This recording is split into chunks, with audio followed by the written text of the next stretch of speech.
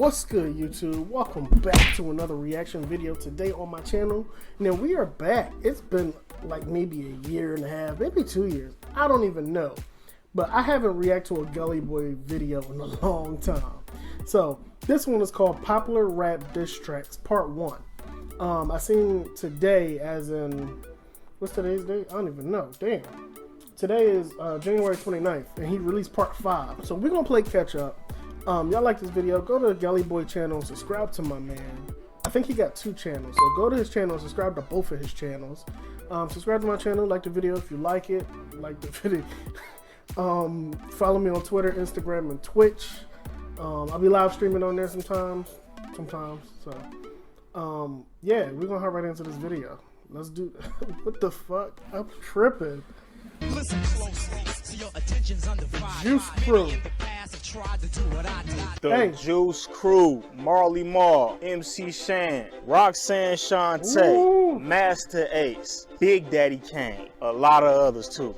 We about to get old school right now. Other classic MCs. When the Juice Crew stepped on the scene, they was making noise. They was getting played all over New York. Now this was the mid-'80s. They was getting played all over New York, coming up in the world. Had records coming out as well. One of the popular records that came out during that time was... I heard this before.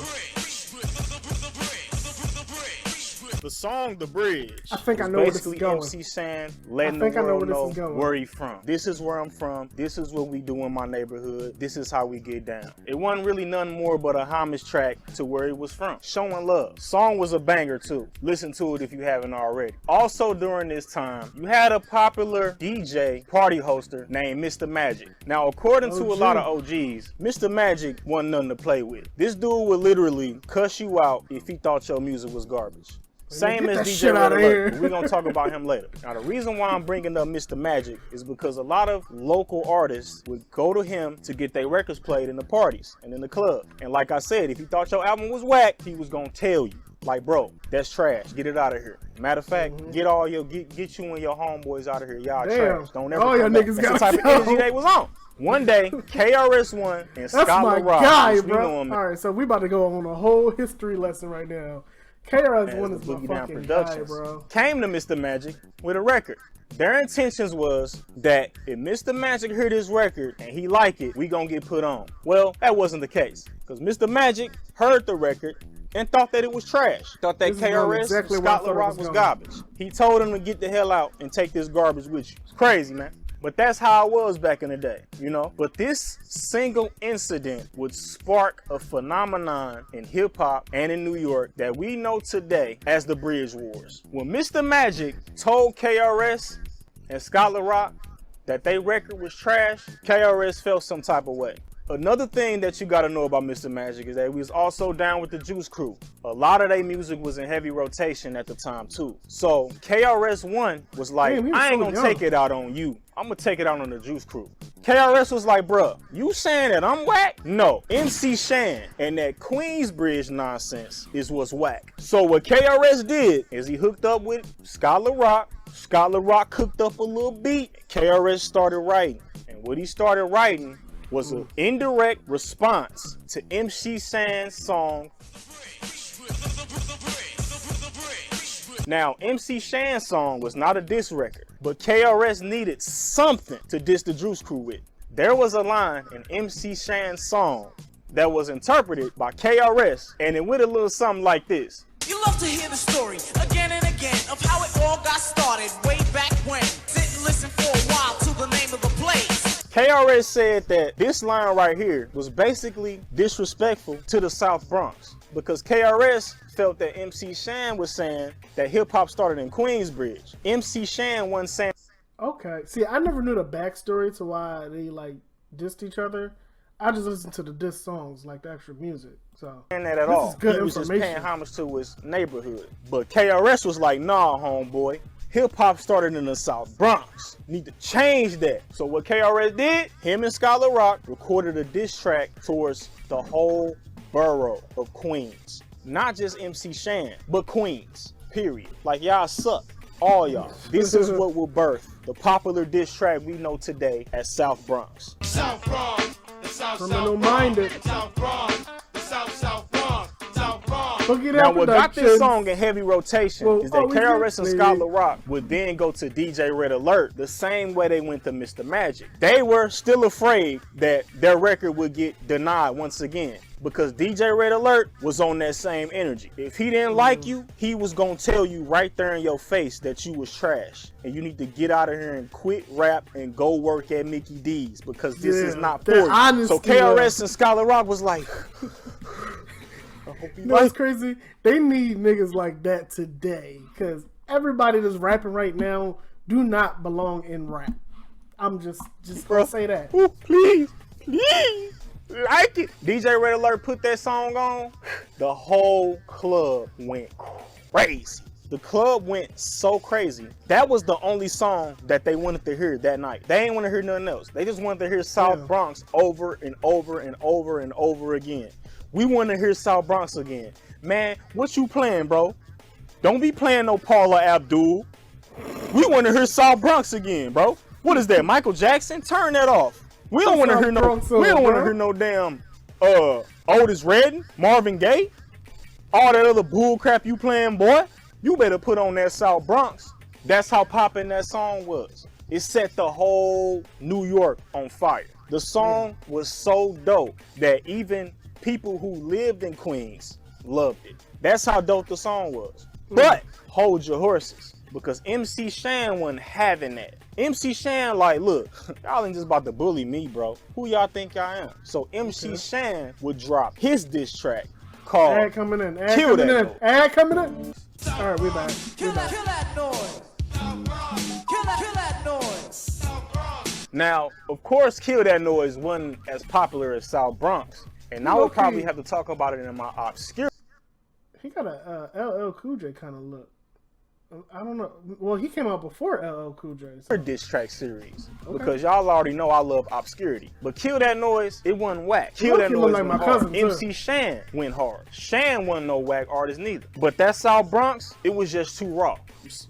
Sorry, it is what it is. But thankfully, the two were able to squash the beef and they became homies. You could see them performing together at shows and it was all love. That is until 2016, 30 years later. I took you out in 86 and the whole world knows that. For 30 years, nigga, you ain't spitting no rap. Queensbridge hates your ass. You can't go back. Okay, Chris, you say I'm on some suck shit. Motherfuck you and them fans that you fuck with. Call yourself a teacher, well that's a fake persona. I'm dealing with an intellect that's really way beyond you. Ain't no time to pimp me. You can't call me a slave. This time around, take my crown and plant me in the grave. Shan was like, bruh, nah, you ain't beat me, boy. You ain't beat me. You think you thought you beat me? Bro, the only reason I did not know this happened. Why you beat me is because Marley Marl wasn't gonna let me drop no other diss record. He didn't want me to respond, because KRS responded to Kill That Noise with The Bridge Is Over. The bridge is over. The bridge is over. The bridge is over. That's my shit, bro. That was another hard diss record. Yes, it was, like, I would bro. love to see MC Shan respond to that, but MC Shan was like, Marley Marl was on that bull crap. Marley Marl was acting soft. So yeah, that right there is a conversation for another day, because those are two obscure diss tracks that I'm gonna talk about in my obscure diss track series. So stay tuned for that. Okay, obscure diss track series. UTFO, I remember them too. Look, my mom put me onto a lot of this music, so this is where it comes from, bro. In the mid '80s, UTFO, which stood for they went at I'm sorry, I keep pausing. I think it's Roxanne Shante. Untouchable Force Organization, was starting to make a name for themselves in New York. They were produced by the legendary producers Full Force.